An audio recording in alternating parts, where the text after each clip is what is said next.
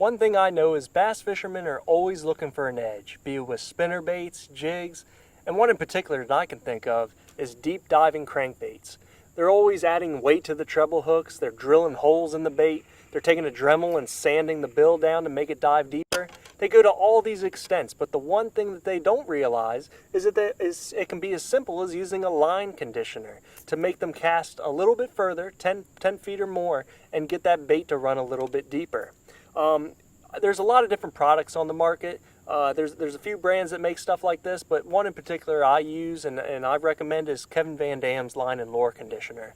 It does a real good job at making your line more manageable and allowing you to make longer casts. One tip that I can give about using this, a lot of people think, sure, you can just spray it on and then make your cast, and it'll work pretty good. But the one tip I can give is to spray it on the night before, or at least a couple hours before you make your first cast. You want to let that treatment get down into the line and bond with the line. You'll notice much bigger results by letting it sit in the line overnight. One thing I do before I go home for the day, when I'm last minute out on the water, I'll go through each of my rods and I'll make a cast, last cast with a lure.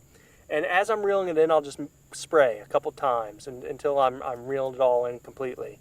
And I'll do that with each of my rod and reels.